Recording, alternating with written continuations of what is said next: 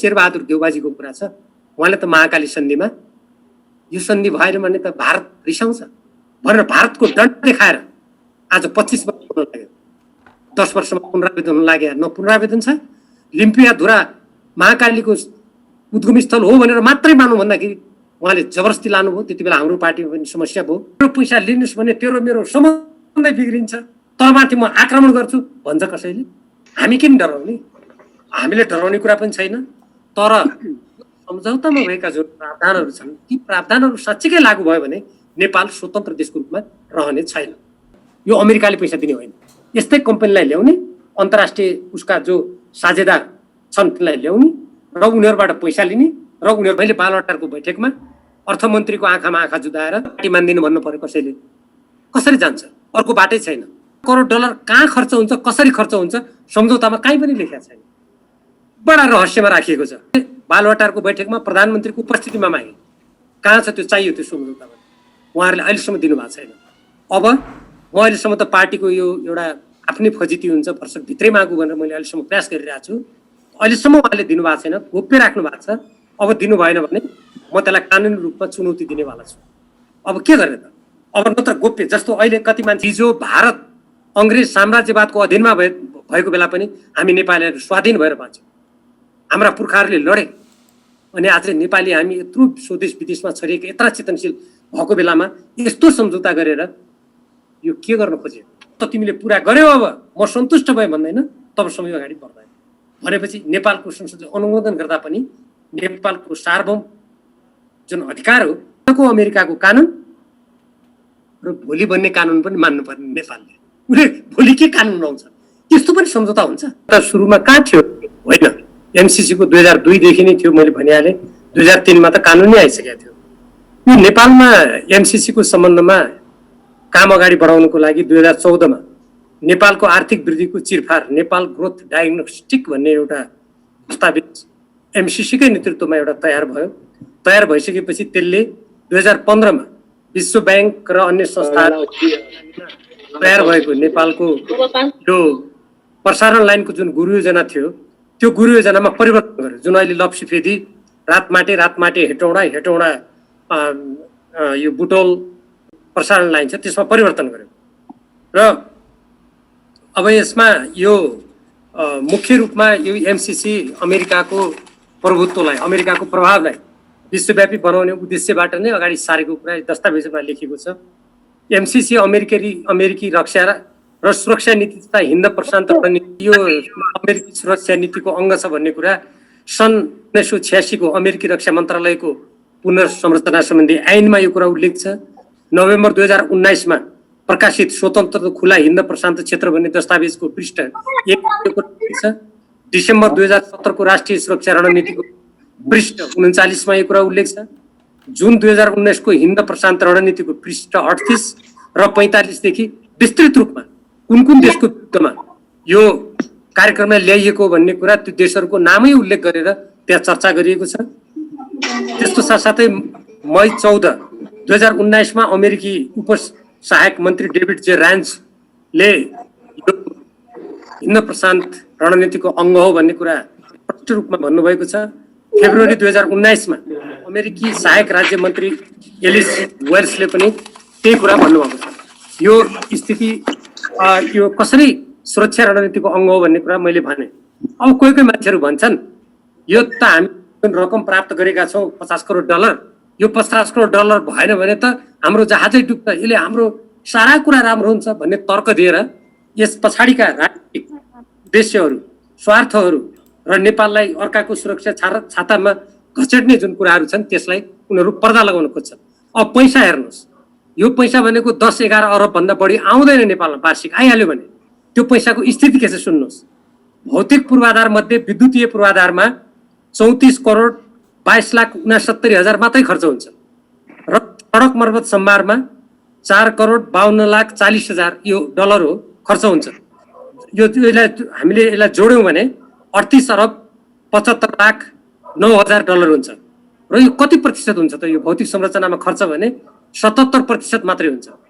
र भौतिक पूर्वाधार बाहेकका अरू कामहरूमा धेरै जस्तो उताका परामर्शदात्रीहरूले लिने, उताका अरू यो हामी जसलाई सफ्टवेयर भन्छौँ त्यो कुराहरूमा खर्च हुने देखिन्छ र 22.5% रकम यस्तो काममा खर्च हुन्छ र यो धेरै जस्तो उताका परामर्शदाताहरूले नै त्यो पैसाको ठुलो रकम लैजान्छन्। अब नेपालले 13 करोड डलर यसमा लगानी गर्छ, जो अहिलेको हाम्रो विनिमय दरमा कति हुन्छ साथीहरूले आफै हिसाब गर्नु भइहाल्यो। अब त्यो 13 करोड डलर कहाँ खर्च हुन्छ, कसरी खर्च हुन्छ, सम्झौतामा कहीँ पनि लेखेको छैन, बडा रहस्यमा राखिएको छ। र यदि हामीले हाम्रो 13 करोडलाई पनि जोड्छौँ भने 63 करोड हुन्छ। 63 करोडको कुरा गर्दाखेरि भौतिक पूर्वाधारमा जम्मा 61.5% मात्रै खर्च हुन्छ र अरू 38.5% त्यत्रो ठुलो रकम त्यो कहाँ खर्च हुने हो थाहा छैन, रकमकै कुरा गर्ने हो भने पनि। र त्यसको साथसाथै यो प्रसारणलाई चाहिँ प्रति किलोमिटर यसको हिसाब गर्ने हो भने यो अत्यन्तै महँगो किसिमले बनाइँदैछ। अब यसमा यो कहिले हस्ताक्षर भयो भन्ने कुरा तपाईँलाई थाहा छँदैछ होला। सेप्टेम्बर 14, 2017 नेपाली कांग्रेसका अर्थमन्त्री ज्ञानेन्द्र बहादुर कार्की र एमसिसीका कामु प्रमुख कार्यकारी अधिकृत जोनाथन जी नासले यो हस्ताक्षर गरे। अब यहाँहरू सबै बुद्धिजीवी हुनुहुन्छ।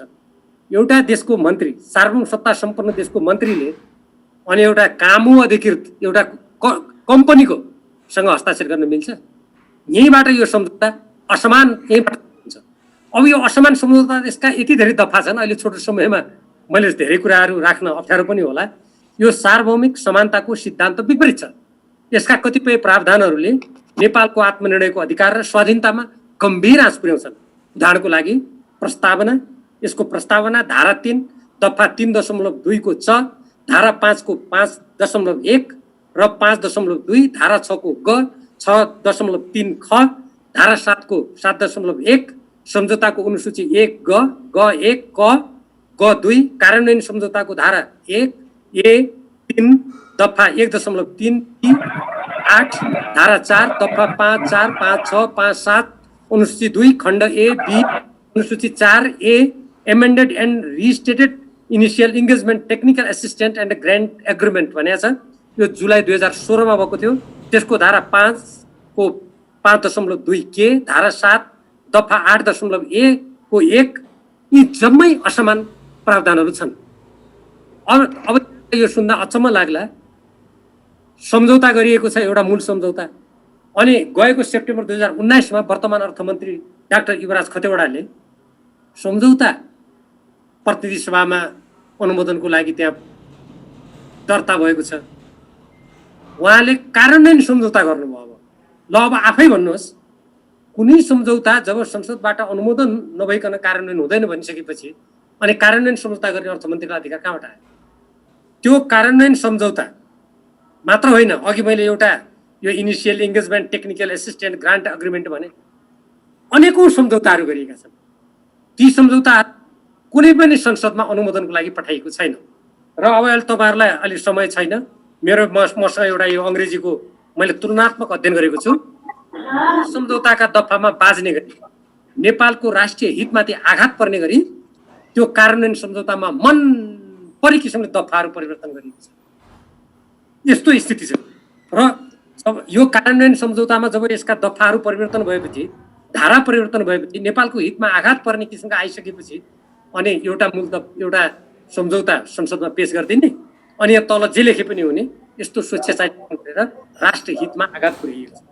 अब अर्को आश्चर्यको कुरा के छ भने, एकातिर मैले अघि भनिहालेँ त्यहाँ अनुमोदनको लागि पेश भएको छ। अर्थमन्त्रीजीले एउटा पत्र लेखेर यसको अनुसूचीमा रहेको एउटा महत्त्वपूर्ण दफालाई संशोधनको लागि लेखेर संशोधनमा ऊर्जा मन्त्रालयको नामै हटाइदिनु। यति गम्भीर कुरा छ। मैले बालवाटारको बैठकमा अर्थमन्त्रीको आँखामा आँखा जुदाएर प्रतिनिधि सभाको विशेषाधिकारको संसदको हनन गर्नुभएको छ। तपाईँलाई कताबाट यो अधिकार आयो भने मैले प्रधानमन्त्री सबै रहनुभएको अगाडि बैठक त्यो अनौपचारिक सचिवालयको बैठकमा भनेको थिएँ। उहाँले त्यसको कुनै पनि जवाब दिन सक्नु भएन। अब मान्छेहरू भन्छन् यो सम्झौता त 5 वर्षको लागि हो नि। यसका परामर्शदाताहरू जसले यसको यो पैसा खाएर डकारेका छन् उनीहरूले के तर्क दिन्छन् भने यो त 5 वर्ष पुगेको दिन ठ्याक्कै बन्द हुन्छ कार्यक्रम। अब यसको धाराले के भन्छ? मैले अस्ति AP1 को टेलिभिजनको अन्तर्वार्तामा पनि मैले त्यो अन्तर्वार्ताकारलाई भनेको थिएँ, यसको दफा हेरौँ न, दफा कसले के व्याख्या गर्यो भन्ने नजाउँ भनेको थिएँ।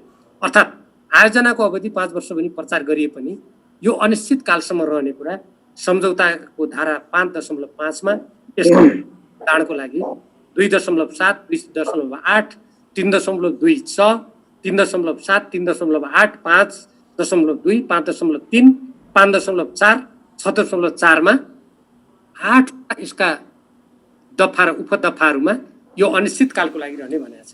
एउटा दफामा त केसम्म लेखेको छ भने यसको 5 वर्ष म्याद सकिएपछि अर्को 5 वर्ष स्वत थपिनेछ भन्ने पनि लेखेको छ। होइन कस्तो किसिमले एउटा छलछाम गरिएको छ भने अनि एउटा दफामा गएर यो 5 वर्ष हुनेछ यसको अवधि भनेर लेखिया छ, अनि अरू दफामा गएर त्यहाँ जेसुकै लेखेको भए तापनि यस्तो हुनेछ भनेर मैले अघि त यहाँहरूलाई जुन पढेर सुनाएँ त्यो दफाहरूमा त्यस्तो भनेको छ। यो दुई देशको बीचको करार मात्रै हो। यसले दुई देशको बीचको करारमा यो सहयोग आदान प्रदान गर्ने कुरा द्विपक्षीय करार मात्रै हो। तर यसको धारा 5(1) को 3, 5.1 ख मा राष्ट्रिय कानुन लागू हुनेछ भनेको छ। यो कुनै अन्तर्राष्ट्रिय सन्धि हो र? म अन्तर्राष्ट्रिय कानुन अन्तर्गत सम्झौता हुनुको लागि त्यो बहुपक्षीय हुनुपर्छ। या दुई देशको बीचको जस्तो भन्नुहोस् न दुईटा सरकारको बीचमा जस्तो हाम्रो 1950 को सन्धि भयो त्यो स्वरूपको सन्धि हुनुपर्छ। यो त नेपाललाई अमेरिकाले अनुदान त्यसकारण यो दफा जुन राखेको छ अन्तर्राष्ट्रिय कानुन अन्तर्गत हुनेछ भनेर बुझी यसको पछाडिको गलत आफ्नो निहित स्वार्थलाई पुरा गर्ने किसिमले यो गरिएको छ। अब अमेरिकाको सुरक्षा नीति कहाँ लेखिया छ भनेर तर्क दिन्छ। धारा 5 सम्झौताको दफा 5.1 को 4 मा र कम्प्याक्ट भन्ने छ अर्को सम्झौता छ। यहाँ सम्झौताका कति छन् हेर्नुहोस् 6-7 वटा सम्झौता छन्। त्यसमा कम्प्याक्टको धारा 2 दफा 2.7 मा अमेरिकाको सुरक्षा नीति र स्वार्थको प्रतिकूल नेपालले जान्न नपाउने कुरा भनेको छ। सुरक्षा नीति भने के? सुरक्षा नीति भनेको सैनिक नीति होइन। त्यो अब अर्को यसैसँग कुरा तपाईँ थाहा पाइराख्नुहोस्। नेपाल अमेरिकासँग एउटा अङ्ग्रेजीमा पार्टनरसिप स्टेट पार्टनरसिप अग्रिमेन्ट भनिएको छ। त्यो सम्झौता गरेको छ। त्यो सम्झौता हामीले हाम्रा पूर्व प्रधानमन्त्री हाम्रो पार्टीका वरिष्ठ नेता झलनाथ खनालजी मैले बैठकमा परराष्ट्र मन्त्रीजीसँग माग्दाखेरि उहाँले दिनुभयो। मैले अस्ति एक हप्ता अगाडि मात्रै हाम्रो उपप्रधानमन्त्री रक्षा मन्त्रीजीसँग मागेँ त्यो चाहियो भनेर। मैले बालवाटारको बैठकमा प्रधानमन्त्रीको उपस्थितिमा मागेँ कहाँ छ त्यो चाहियो त्यो सम्झौता। उहाँहरूले अहिलेसम्म दिनुभएको छैन। अब म अहिलेसम्म त पार्टीको यो एउटा आफ्नै फजिती हुन्छ वर्षभित्रै मागु भनेर मैले अहिलेसम्म प्रयास गरिरहेको छु। अहिलेसम्म उहाँले दिनुभएको छैन, गोप्य राख्नु भएको छ। अब दिनु भएन भने म त्यसलाई कानुनी रूपमा चुनौती दिनेवाला छु। अब के गर्ने त? अब नत्र गोप्य जस्तो अहिले कति मान्छेले भन्छन् होइन यो सम्झौता भइसकेपछि किन कुरा उठाएको, यो त पहिल्यै भन्नु पर्दैन। ल मैले के भन्ने गरिरहेको छु भने सम्झौतालाई प्रतिनिधि सभामा एकचोटि अनुमोदनको लागि ल्याउने, पार्टीमा छलफल नगर्ने, कहीँ कुरा नहुने, अनि हामीले कहाँ छलफल गर्ने, कसरी थाहा पाउने भन्ने मैले जवाब दिने गरेको छु। त्यो यथार्थ कुरा पनि हो। अब आयोजनाको यो छनौट मैले भनिहालेँ यो नेपालको होइन। अघि नै मैले नेपाल ग्रोथ डायग्नोस्टिक अर्थात् नेपालको वृद्धिको चिरफार भनेर एमसिसीकै नेतृत्वमा गरेर हाम्रो गुरु योजनालाई बिगारेको मैले भनि नै सकेँ। अब अर्को एउटा अचम्मको धारा यसमा यहाँहरूले सुनि पनि सक्नुभयो होला। अनुसूची 5 को क मा अनि कार्यान्वयन सम्झौताको अनुसूची 2 खण्ड B मा के लेखेको छ भने नेपालले एमसिसीलाई चित्त बुझ्ने गरी भारतको सहमति लिएर योजना छनौट गर्नुपर्नेछ। द्विपक्षीय सम्झौतामा तेस्रो मुलुकको सहमति लिनुपर्छ भन्ने कसैले लेख्छ? नेपाल के कसैको उपग्रह हो के? नेपाल कुनैको उपनिवेश हो?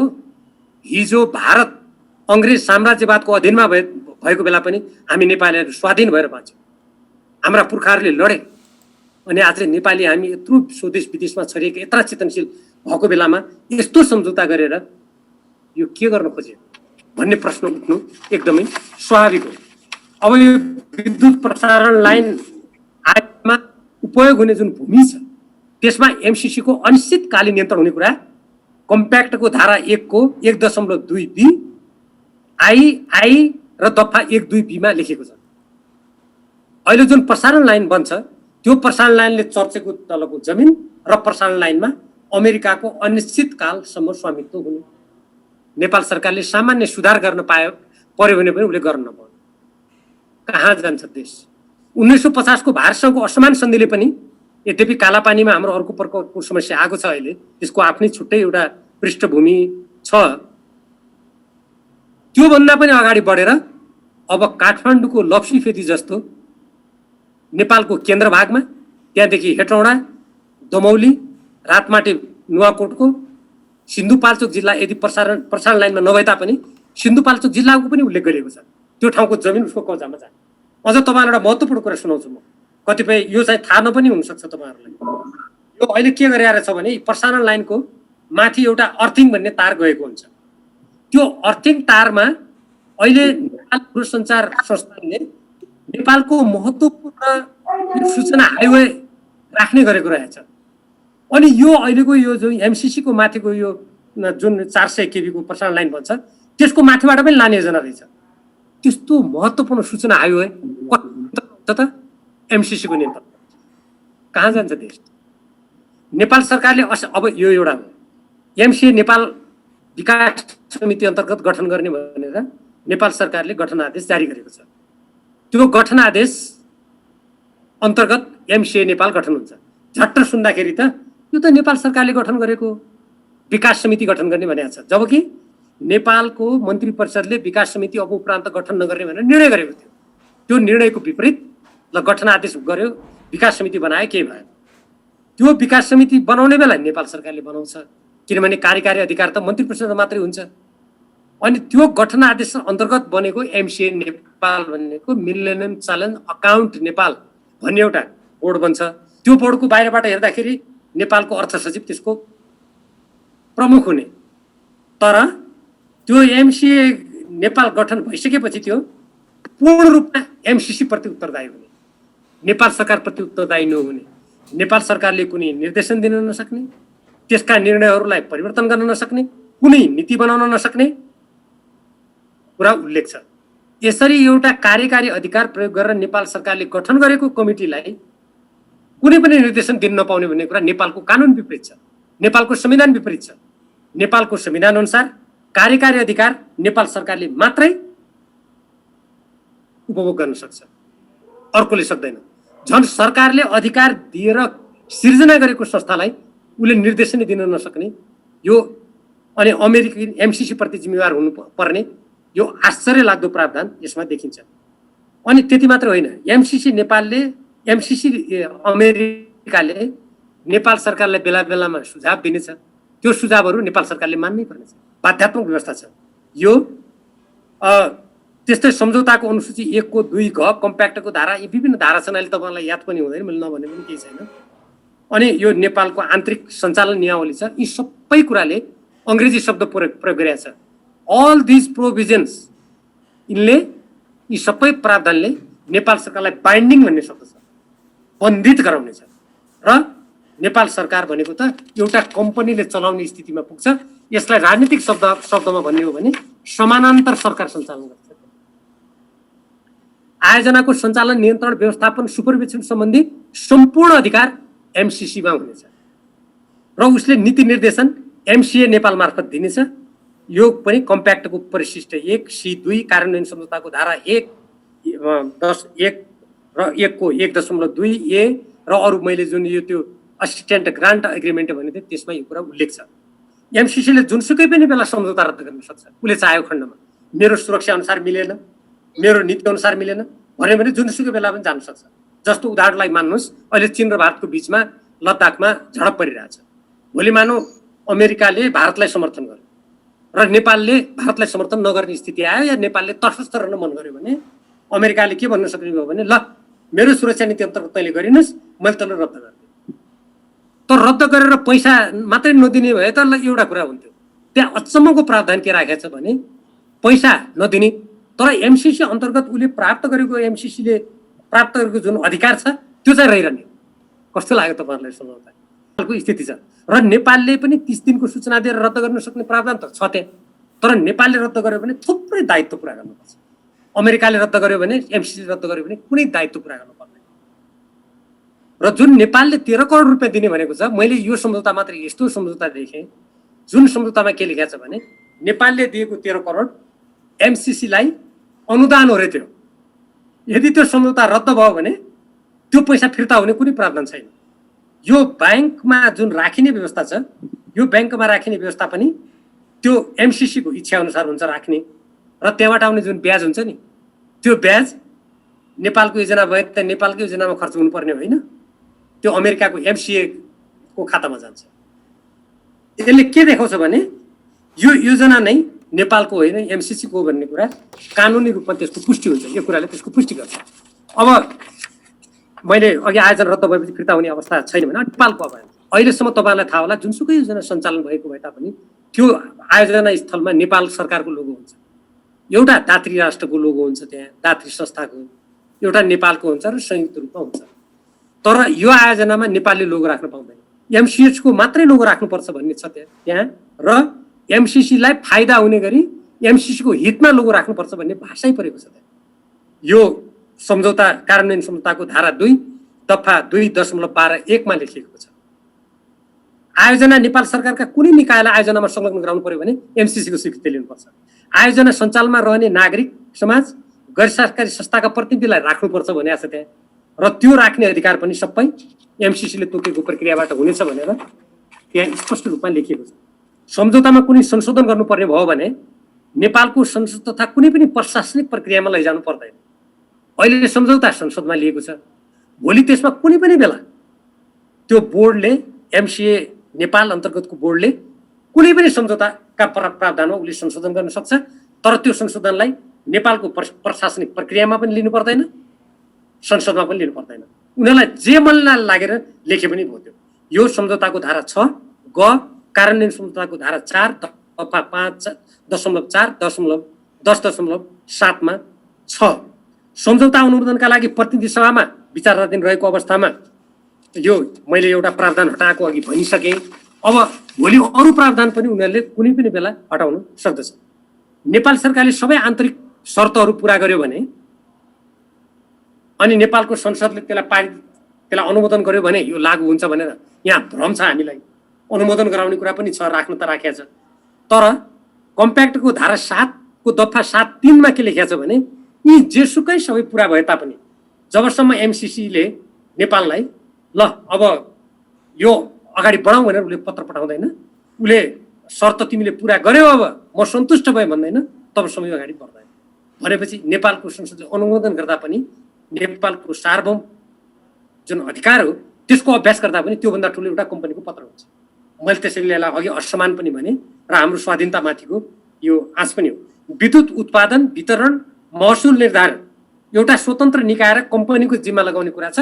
सम्भवतः त्यो कम्पनी एमसीसी ले छानेको अन्तर्राष्ट्रिय कम्पनी हुनेछ, किनभने त्यसले नेपालको सम्पूर्ण प्रसारण लाइन हाम्रो स्रोत हाम्रो जग्गा कब्जा गर्ने दिन्छ।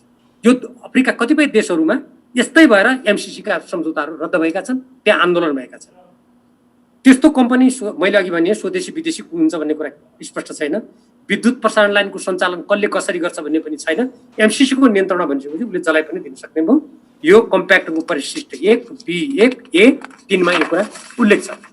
आयोजना साझेदारको बारेमा पनि एमसीसी लाई जे मन लाग्यो उसलाई कोलाई साझेदारी बनाउने त्यो कुरा लेखेको छ, र एमसीसी अन्तर्गत प्राय यो अमेरिकाले पैसा दिने होइन, यस्तै कम्पनीलाई ल्याउने अन्तर्राष्ट्रिय उसका जो साझेदार छन् तिनलाई ल्याउने र उनीहरूबाट पैसा लिने र उनीहरूको जिम्मामा लगाइदिने, पछाडि त्यसको मुख्य लगाम आफ्नो हातमा राख्ने त्यो ढाँचा खाँचाबाट यिनीहरूले काम गर्दै आएका छन्।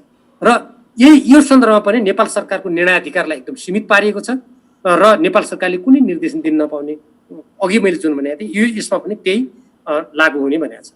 अनि एमसीसी को कारण कुनै क्षतिपूर्ति दिने अवस्था आएमा नेपाल सरकारले तिर्नुपर्ने क्षतिपूर्ति, अनि त्यहाँ काम गर्ने कर्मचारीहरू या त विदेशी हुने र उनीहरूले गर्नुपर्ने काम नगरेमा या नगर्नुपर्ने काम गरेमा कुनै नेपालको कानुन उल्लङ्घन भयो भने त्यसबाट उनीहरूलाई पूर्ण रूपमा उन्मुक्ति हो र त्यहाँ कुनै उनीहरूले जिम्मा लिन नपर्ने। यो पनि सम्झौताको धारा 1 दफा 1.3(b)(8) दफा 2(1) मा छ। र आयोजनाका कर्मचारीको नियुक्ति पनि सबै एमसीए नेपालले गर्ने, तर नियुक्त हुने व्यक्तिको सम्बन्धमा सबै निर्देशन दिने जम्मै गर्ने काम चाहिँ त्यो एमसीसीले नै गर्ने। ठेक्का पट्टा कार्यान्वयन निर्देशन हेरफेर आदेश नियावली आदि जम्मै एमसीसीको पूर्व लिखित सहमतिबाट मात्रै हुने। आर्थिक योजनाको नाममा लैङ्गिक एकीकरण र सामाजिक समावेशीकरण गरेर योजना बनाउने छ। विद्युतको प्रसारण लाइन, सडक अनि हाम्रो समाजमा पनि घुस्ने। यो सम्झौताको अनुसूची 1 को 2 घमा छ। यो द्वन्द्वकालमा जसरी जातिको जातको आधारमा, क्षेत्रको आधारमा, समुदायको आधारमा हाम्रो समाजलाई विभाजन गर्न खोजेको थियो, त्यसकै एउटा अङ्ग फेरि सक्रिय हुन्छ।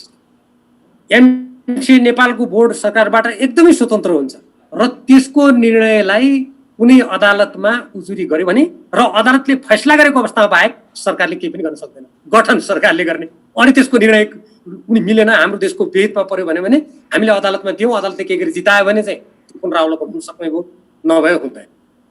र यो बोर्डको नियम तथा सञ्चालन सम्बन्धी जति पनि दस्तावेजहरू, नियमहरू सबै एमसीसीको स्वीकृति लिएर मात्रै हुन्छ, नभए हुँदैन। आयोजनाका लागि आवश्यक सामग्रीको प्राप्ति अमेरिकी सङ्घीय कानुन अनुसार हुने र हाम्रो भन्सारबाट जति पनि सामान आउने छन् नेपाल सरकारले कुनै कुरा पनि त्यसको जाँचबुझ गर्न नपाऊ। के ल्यायो केही थाहा हुँदैन नेपाललाई। एमसीसीका बहालवाल र भूतपूर्व कर्मचारीहरू उनीहरू मैले उन्मुक्ति हुन्छन् भन्ने कुरा जुन भनेको थिएँ, त्यो सम्झौताको धारा 1.3B8 र अब यो हाम्रो सम्झौताका मैले के कुरा गरेँ, एमसीसीसँग सम्झौता गर्ने पहिलो देश यो टापु देश हो, मडागास्कर थियो। त्यो मडागास्करमा के भयो त भन्दाखेरि त्यहाँ त्यस्तै कम्पनीको अधीनमा त्यहाँको सम्पत्ति स्रोत लिने भएपछि जनताको असन्तुष्टि भयो, आन्दोलन भयो, त्यसपछि सैनिक विद्रोह भएर त्यो सम्झौतै रद्द भयो। हाम्रो श्रीलङ्कामा भूमि सम्बन्धी सबै भूमि कब्जा गर्ने, त्यहाँको सुरक्षा प्रणालीमा पनि हस्तक्षेप गर्ने भएर त्यहाँ ठुलो विवाद श्रीलङ्काले पनि हालै त्यसलाई रद्द गरिसकेको अवस्था छ। अब यो सम्झौताका कतिपय प्रावधानहरू संयुक्त राष्ट्रको बडापत्र, पञ्चशीलका असंलग्नताका सिद्धान्त हाम्रो स्वतन्त्र परराष्ट्र विरुद्धमा छ। हाम्रो नेपालको संविधानको समाजवाद उन्मुख अर्थनीतिको विरुद्धमा छ। र एउटा अचम्मको कुरा यसमा म तपाईँहरूलाई सुनाउन चाहन्छु। के भयो भन्दाखेरि हाम्रो संविधानमा लोक कल्याणकारी राज्य र हामीले यो समाजवाद उन्मुख व्यवस्था भनेर लेखेका छौँ, तर एमसीसीको सम्झौता अनुरूप विद्युत नियमन आयोग नियमावलीको नियम 39मा त्यसको आयोगको सदस्यको योग्यता सुन्नुहोस्। खुला समाज, खुला राजनीति र उदार अर्थनीति बमोजिमको सोच र व्यवहार आत्मसात गरेको व्यक्ति हुनुपर्ने। यो नव उदारवाद आज अमेरिकामा फेल भइसक्यो। अमेरिकाले विश्व स्वास्थ्य सङ्गठनबाट हाजिक्यो, विश्व व्यापार सङ्गठनबाट हाजिक्यो, यो एसिया प्रशान्त क्षेत्रको स्वतन्त्र व्यापार सङ्गठनबाट हाजिक्यो। अनि तर्क के छ त अमेरिकाको भने मेरो राष्ट्रिय हितमा छैन। त्यो नव उदारवाद अन्तर्गत गरिएका ती सम्पूर्ण प्रावधान हात झिक्यो अमेरिकाले। अब हाम्रो देशमा त्यो असफल भएको अहिले कोरोनामा त झन् राज्यलाई बलियो बनाउनु पर्छ। यस्तो खालको यो व्यक्तिगत कम्पनीलाई मनपरी गर्न दिँदाखेरि त यो राम्रो नहुने रहेछ भनेर त्यहाँ समेत नव उदारवाद अहिले असफल भइसकेकोमा हामीमाथि थोपर्न खोजिएको छ। अब यसमा 2-4वटा बुँदा भनेर म यसलाई टुङ्ग्याउन गइरहेको छु। यो कम्प्याक्ट अर्थात् मूल सम्झौताका कतिपय प्रावधानहरू यो मेल खाँदैनन्, मैले अघि भनिसकेँ, फरक पारिएको छ र संसदको यो यसमा अहिले खर्च कटौतीको कुरा गरिरहेको छ, अर्थमन्त्रीजीले गर्नुभएको छ होइन। यसको कार्यालय तपाईँहरूलाई थाहा होला, 5 तारे होटलमा राखेको छ। यसका कर्मचारीहरू लाखौँ तलब खान्छन् र यसरी नेपाली जनताको नाममा ल्याएको पैसामा यसलाई मनपरी खर्च गर्ने गरिरहेको छ। त अहिले अमेरिकाले पैसा दिएको छैन, अहिले नेपाल सरकारकै कोषबाट त्यो खर्च भइराखेको छ। र यी मैले केही मूलभूत कुराहरू तपाईँहरूलाई भने।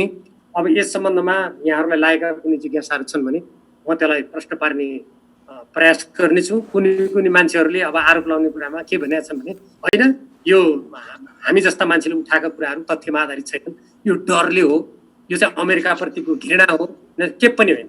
अमेरिकाप्रति हामी एउटा राम्रो दत्तीय सम्बन्ध चाहन्छौँ। हामी किन डराउने? हामीले डराउने कुरा पनि छैन। तर सम्झौतामा भएका जुन प्रावधानहरू छन् ती प्रावधानहरू साँच्चीकै लागू भयो भने नेपाल स्वतन्त्र देशको रूपमा रहने छैन। यो पराधीन हुन सक्ने खतरा छ। अझ खास गरी भन्ने हो भने अहिले चीन, अमेरिका, भारतको बिचमा जुन द्वन्द्व भइरहेको छ, यो सन्दर्भमा यसको राजनीतिक विश्लेषण गर्ने हो भने त नेपाल उनीहरूको युद्धस्थल बन्छ। हाम्रो आजको पुस्तामा भर्सक हामी आजको पुस्ता नै शिकार बन्छौँ, नभए भोलिको पुस्ता त शिकार बन्छ। यो बाटो देश जोगिनुपर्छ भन्ने। अब अन्तमा म यहाँहरूको अगाडि एउटा जिज्ञासा राख्छु। कुनै पनि व्यक्तिले या कुनै संस्थाले, कुनै देशले कसैलाई साँच्चीकै म सहयोग गर्छु तिमीलाई अनुदान दिन्छु भने होइन मलाई अहिले तपाईँको पैसा चाहिँदैन भन्यो भने मेरो पैसा लिनुहोस् भने तेरो मेरो सम्बन्धै बिग्रिन्छ तँमाथि म आक्रमण गर्छु भन्छ कसैले। कतिपय नेपाली काङ्ग्रेसका मान्छेहरू भन्छ होइन यो पैसा लिएर भने सम्बन्ध बिग्रिन्छ। किन सम्बन्ध बिग्रिन्छ? अमेरिकाका राष्ट्रपतिले मेरो अमेरिका महान, अमेरिका फर्स्ट भन्न मिल्ने, भारतले मेरो भारत महान भन्न मिल्ने, चिनिया राष्ट्रपतिले भन्न मिल्ने, अनि हामी नेपालीले हामी स्वाधीनतापूर्वक स्वतन्त्रतापूर्वक बाँच्न चाहन्छौँ, हाम्रो संविधान हाम्रो कानुन अनुसार हामी बाँच्न चाहन्छौँ, हामीले भन्न नपाउने। अनि यो सम्झौता अन्तर्गत अघि एउटा कुरा भन्न बिर्सेँ, आजको अमेरिकाको कानुन र भोलि बन्ने कानुन पनि मान्नुपर्ने नेपालले। उसले भोलि के कानुन आउँछ त्यस्तो पनि सम्झौता हुन्छ र यी कुराहरूले गर्दा हामीले विरोध गरेका हौँ। यी कुरा हटाइन्छ। साँच्चैका अमेरिकाले हाम्रो यहाँ प्रसारण लाइन बन्नको लागि पैसा दिन्छ, बाटो बनाउनको लागि पैसा दिन्छ भने ठिक छ त्यो, तर यदि यी दफालाई राखेर यो सम्झौता गरिने हो भने यो हाम्रो लागि एकदमै खतरनाक छ। हामीले यसको विरोध गर्नुपर्छ, यसलाई असफल पार्नुपर्छ। हाम्रो पार्टी केन्द्रीय कमिटीले अत्यधिक मतबाट कार्यदल बनाएको छ, कार्यदलको प्रतिवेदन पेश गरिसकेका छौँ र कमिटीको निर्देशन के थियो भने त्यो कार्यदलको प्रतिवेदनमाथि पार्टीले छलफल गर्ने, त्यसमा निर्णय गर्ने हुन्छ, तब मात्रै संसदमा जाने भन्ने कुरा पार्टीले निर्देशन गरेको छ। पार्टीको निर्देशन सबैले मान्नुपर्छ। पार्टीको निर्देशनमाथि कुनै व्यक्ति हुन सक्दैन र यो दलीय व्यवस्थामा दलका नीति सिद्धान्त जुन हाम्रो पार्टीका सिद्धान्त छन्, स्वाधीनताको लागि हामीले आवाज उठाएका छौँ, यसको विपरीत जान मिल्दैन। जहाँसम्म शेरबहादुर देउबाजीको कुरा छ, उहाँले त महाकाली सन्धिमा यो सन्धि भएन भने त भारत रिसाउँछ भनेर भारतको डन्डा देखाएर आज 25 वर्ष हुन लाग्यो, 10 वर्षमा पुनरावेदन हुन लाग्यो। न पुनरावेदन छ। लिम्पियाधुरा महाकालीको उद्गम स्थल हो भनेर मात्रै मानौँ भन्दाखेरि उहाँले जबरजस्ती लानुभयो। त्यति बेला हाम्रो पार्टीमा पनि समस्या भयो, त्यो दुःखद कुरा थियो। अब आज के भन्छ? अनि आज अमेरिकाको डन्डा देखाएर फेरि अनि 10-12 अरबको वर्षमा आउने कुरालाई धाक देखाएर यो कुरा हुँदैछ, यो कुरा हामीलाई मान्य हुन सक्दैन। र मैले यति भने अरू बाँकी साथीहरूका के भनेछन् भने त्यही किनभने हाम्रो पार्टीले स्पष्ट शब्दमा कार्यदलको प्रतिवेदनमा छलफल गरेर निर्णय नगरेर अगाडि नबढ्नु भनेपछि कि त पार्टी मान्दिनु भन्नु पर्यो कसैले? कसरी जान्छ? अर्को बाटै छैन। अनि अर्को कुरा, सभामुखले पनि पार्टीमा हाम्रो पार्टीभित्रको स्पष्ट नभइकन उहाँ आफै हिजो पार्टीबाट प्रतित्व गरेर जानुभएको व्यक्ति यो कसरी अगाडि बढ्न सक्छ? त्यो हुनै सक्दैन।